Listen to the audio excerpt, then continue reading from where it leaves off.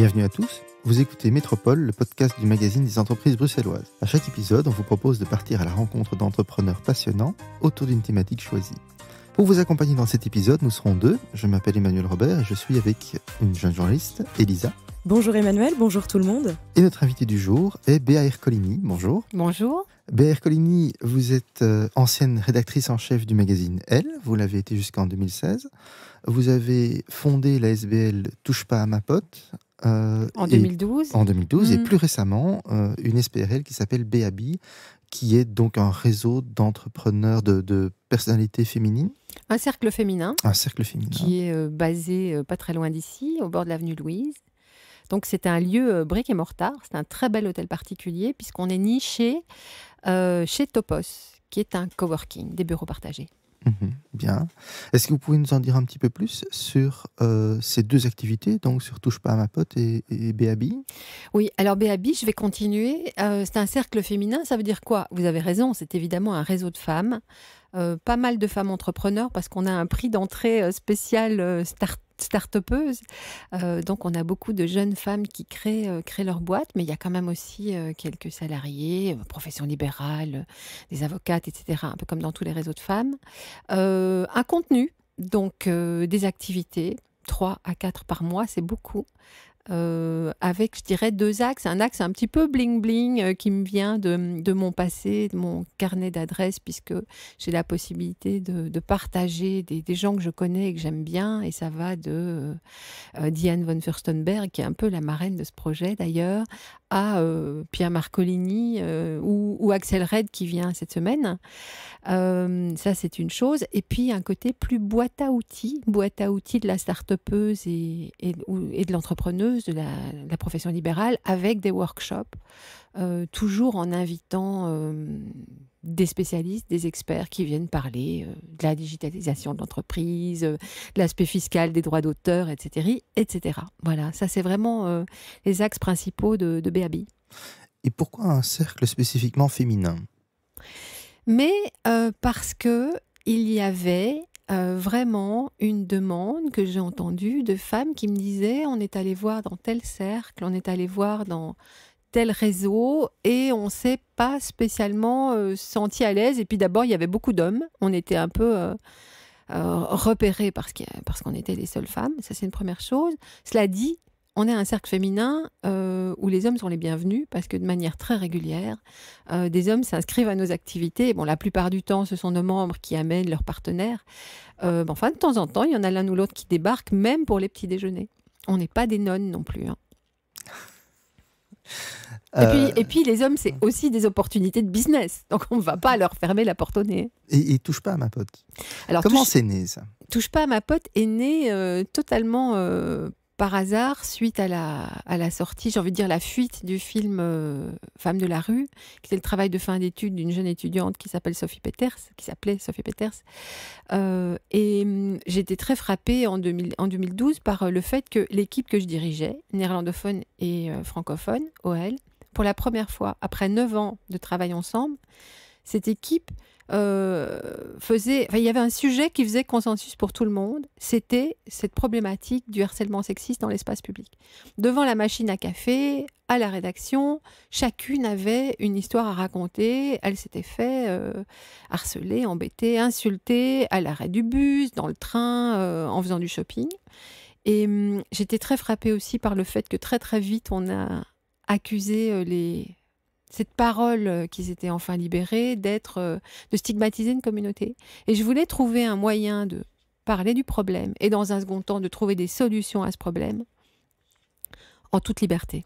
Ce qu'on a fait, et c'est ce que fait cette ASBL, puisqu'elle implémente des solutions contre le harcèlement de rue en faisant des campagnes grand public, en formant aujourd'hui du personnel communal, comme c'est le cas par exemple à Woluwe Saint-Lambert, en travaillant avec les bravos, là, les gens violets qui sont dans les rues, en travaillant avec la police, on travaille avec la police de Bruxelles, et bien sûr en envoyant des comédiens de la Ligue d'impro dans les écoles, pour des élèves qui vont de 11 ans, même à 20 ans dans les plannings familiaux. Depuis 2014, ces sensibilisations ont concerné plus de 14 000 élèves et étudiants. Et on a sensibilisé, je vais dire, pratiquement 400 adultes, donc les bravos du personnel communal, etc. Alors voilà, moi je viens aussi poser mes petites questions. Donc Béa, vous avez été pendant de longues années la rédactrice en chef du magazine Elle. Vous connaissez bien la presse féminine et de plus en plus de journalistes comme Lorraine Bastide par exemple, qui travaillait pour le Elle France, quittent les rédactions pour lancer un nouveau média avec une parole plus libérée. Pour Lorraine, on peut citer La Poudre, un podcast qui met les femmes dans toute leur splendeur à l'honneur. Fantastique. Je voulais vous questionner un peu sur la représentation des femmes dans la presse féminine belge. Est-ce que c'est quelque chose qui vous parle ?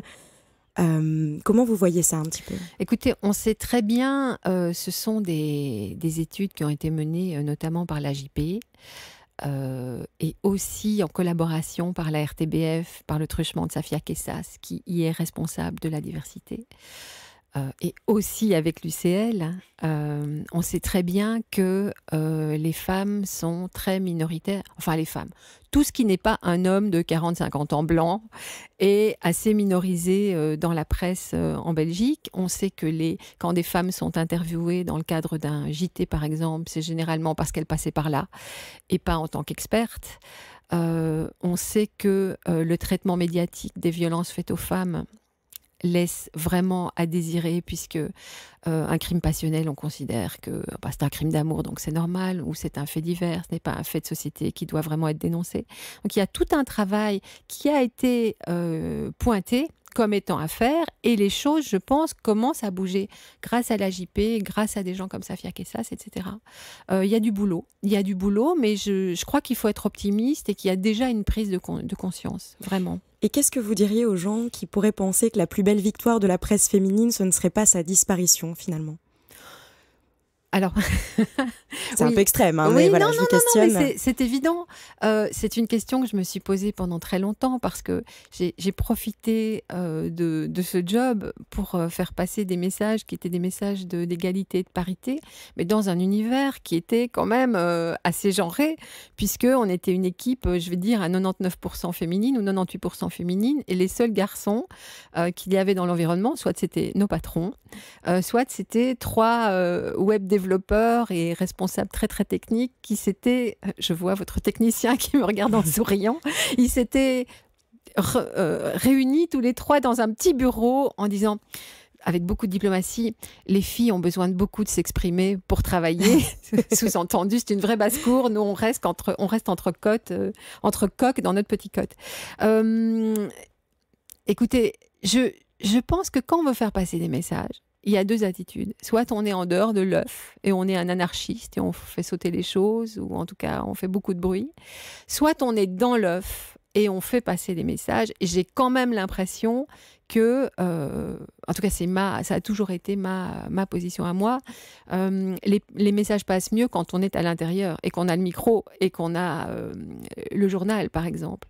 Alors aujourd'hui, c'est vrai que ce Elle Belgique de l'époque, qui s'alignait très fort sur le Elle France, oui, finalement, était une exception. Ces 2 titres-là, dans la galaxie des Elle, il y en a une petite quarantaine dans le monde, étaient à peu près les 2 seuls qui, à l'époque, véhiculaient des messages d'émancipation à côté des messages de consumérisme. Hein. Alors, c'est tout à fait paradoxal comme environnement. Mais il faut le reconnaître. Puisque sur une page, j'avais une jeune fille qui a la peau d'un bébé, la blondeur parfaite, la montre qu'il faut avoir cette saison, le maquillage, le sac, etc. Donc c'est un discours tout à fait normatif. Et en face, vous aviez un article ou un édito qui disait « Soyez vous-même », etc. Donc c'est extrêmement ambivalent. Mais en même temps, ça fait passer le message. Après, ce qui s'est passé, et on va peut-être en parler après, je ne sais pas, mais c'est que ces messages qu'on peut taxer de féministes sont devenus une mode. Et Dior a sorti son t-shirt « On devrait tous être féministes », etc. Il y a tous ces petits t-shirts pour les gamines qui sont super, qui disent « Les filles peuvent faire tout ce qu'elles veulent » et tout. Et qu'est-ce que vous pensez de ce féministe un peu washing, comme on pourrait dire, pour le greenwashing ? Alors moi, j'ai pas envie de cracher dessus parce que de nouveau, les messages passent. Et cette génération de petites filles qui grandissent avec ce genre de messages, je pense que ça va les façonner d'une manière ou d'une autre. Je trouve qu'il faut juste être attentif parce que la mode par définition, c'est ce qui se démode et ce serait quand même très dommage que la saison suivante, on dise « Ah non, non, non, non, ça va pas du tout et maintenant vous enfilez votre t-shirt de fille soumise » ou je sais pas, voilà. Donc, je m'en méfie, mais en même temps, je trouve ça pas mal. Et là, j'ai envie de vous demander à quand le nouveau média BAB ou Touche pas à ma pote? Ah, ben... Voyons ça, 2019 ne fait que commencer. Est-ce que vous n'avez pas justement cette envie un peu, vous venez quand même du milieu de la presse, Ouais, du média, de l'info et... J'avais besoin d'une petite détox, je crois, et je me voyais mal directement embrayer. Prendre du recul. Voilà, mais après coup, je réalise que, par exemple, le podcast, la radio, ce sont des médias fantastiques parce que c'est des médias qui peuvent venir en complément. On peut écouter un podcast, soit parce qu'on se réveille la nuit, qu'on ne sait pas se rendormir, mais aussi en roulant à vélo ou en travaillant simplement sur l'ordinateur. Je trouve que ce sont des médias qui vont peut-être aussi nous sauver de la bêtise et de l'indigence intellectuelle parce que je constate que notre œil et nos pouces se sont habitués au rythme du digital et donc on a intégré une durée maximale d'immobilité. Donc on va lire un texte sur le web et au bout de quelques secondes on se dit bon maintenant il faut que je tourne la page. Donc c'est très difficile, il faut vraiment se concentrer très fort pour lire un texte long sur un écran de smartphone. Par contre le podcast permet, d'autant que certains podcasts sont très longs, vous évoquiez la poudre, mais il y en a plein d'autres, permet d'aller en profondeur dans une thématique et donc de développer un argument, etc. et donc de rester un peu intelligent. Et qu'est-ce qui vous inspire, vous, au quotidien? Des femmes, par exemple? Je sais que vous aimez quand même les femmes, vous aimez les mettre en valeur. Oui, je suis sans cesse bluffée par les femmes que je rencontre. Je trouve elles sont courageuses et elles cherchent en permanence à s'améliorer. Alors, je ne dis pas que les hommes ne le font pas, mais évidemment, j'ai un cercle féminin, donc je côtoie pas mal de femmes. Voilà, elles sont courageuses, elles sont créatives, elles prennent leurs responsabilités. Voilà. Je suis aussi très impressionnée par les femmes en politique parce que je trouve qu'on traverse une période pas simple où les politiques en prennent plein la figure. Certains l'ont bien mérité et je trouve qu'il y a des femmes qui font, et je les côtoie, je les admire depuis des années. Elles font leur boulot. Elles sont pas toutes très très médiatiques. Voilà. Je trouve que c'est 2 fois plus courageux encore d'être femme en politique aujourd'hui. On retiendra cette belle phrase de fin. Je laisse quand même la parole à Emmanuel pour la dernière question. Peut-être même 2 dernières questions, on va voir. 2 alors. Donc, Béa Ercolini, si nous sommes ensemble, c'est aussi parce que vous êtes notre rédactrice en chef invitée pour le magazine du mois d'avril. C'est ça, ce sera le magazine du mois d'avril. Donc, nous sortons d'une réunion de rédaction. Qu'est-ce qu'on pourra lire dans ce numéro-là ? Alors, on va parler des petits choux de Bruxelles et ça me ravit parce que il y en a certains, j'ai l'impression de les avoir fait sauter sur mes genoux il y a longtemps. Petit bouchon. Non, je ne suis pas si vieille, mais on va parler de la jeune génération, des millénials, des gens créatifs à Bruxelles qui aujourd'hui débordent largement de nos frontières. Évidemment, on pense à Angèle, mais on pense aussi à des chefs, on pense à des gens qui font de la mode, on pense à tous ces gens qui sont passés par les bancs du département mode de la Cambre et qui aujourd'hui ont essaimé dans de nombreux studios de création. Voilà. Il y a quelque chose dans l'eau du robinet, dans l'air, il y a peut-être aussi dans la qualité de la formation à Bruxelles, quelque chose qui fait que énormément de gens créent tous azimuts et ça donne une région bruxelloise qui rayonne, dont on peut être fier. Voilà, les jeunes pousses. Ça résonne très fort avec ce que nous a dit notre invité précédent, Gilles Daoust, qui tenait à parler de l'importance de la créativité pour l'entrepreneur. Est-ce qu'à votre avis, c'est un trait de caractère de l'entrepreneur d'être aussi quelqu'un de créatif ? Je pense que c'est... Alors, c'est pas simple parce qu'il faut être à la fois créatif et gestionnaire. Mais la créativité, c'est ce qui amène la nouveauté. Et la nouveauté drive la consommation. Ça donne envie, ça crée l'appétit.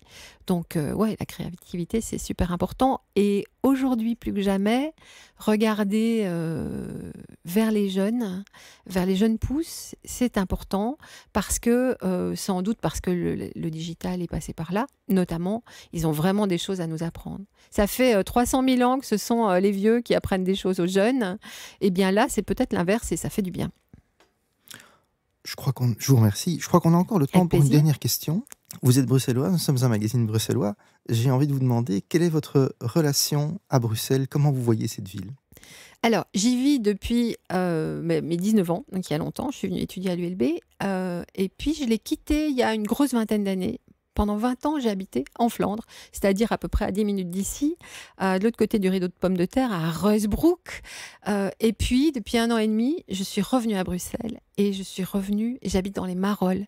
J'habite un peu les Champs-Élysées des Marolles. C'est la rue des Renards, c'est la rue piétonne, où il y a toujours quelque chose qui se passe. Il y a des événements, des cortèges, etc. Et c'est assez étonnant. C'est très rough, les Marolles. C'est à la fois un vrai village. Donc, aller au supermarché, ça prend 3 quarts d'heure parce que tout le monde vous dit bonjour et veut vous parler et vous offrir un verre. C'est un endroit où il y a aussi beaucoup de social, donc beaucoup de précarité, de pauvreté, d'addiction, des gens qui picolent une canette géante de Jupiler à 8h30 du matin à l'arrêt du bus. Des familles immigrées, et puis alors des hipsters, des gens créatifs et des touristes. C'est aussi fonction du jour de la semaine et du temps qu'il fait. Dès qu'il y a un rayon de soleil, les rues sont remplies. C'est incroyable. Venez faire du business dans les Marolles. Il y a un monde fou. D'ailleurs, ne dit-on pas que quand s'installe un magasin de cupcakes et un magasin de vélos branchés, il y a gentrification. Ils détestent dans mon quartier, mais il y a du business à faire. J'envisage de créer un business, je ne sais pas, je vais vendre quelque chose. Non, c'est pas mon métier, mais voilà. C'est fabuleux aussi parce que quand vous habitez dans les Marolles, donc dans le cœur de Bruxelles, vous faites tout à vélo, vous êtes partout en 8 minutes, j'ai compté. Donc, fini les embouteillages, etc. Donc, je suis marolienne maintenant et j'habite dans le village Bruxelles, qui est un village planétaire. Marolles, Bruxelles, village planétaire. Ouais. Comme dirait Philippe Claus, non? Il dit Bruxelles, ville-monde. C'est une ville très, très diverse, oui. Bien, on va conclure là-dessus. BR Coligny, je vous remercie. Avec plaisir. On va devoir se quitter, c'est la fin de Métropole. Merci à notre invité, merci à Elisa, merci à tous de nous avoir écoutés. N'hésitez pas à commenter, à nous suivre sur les réseaux sociaux. Métropole revient très vite avec de nouveaux invités. Merci à tous et à très vite. Au revoir.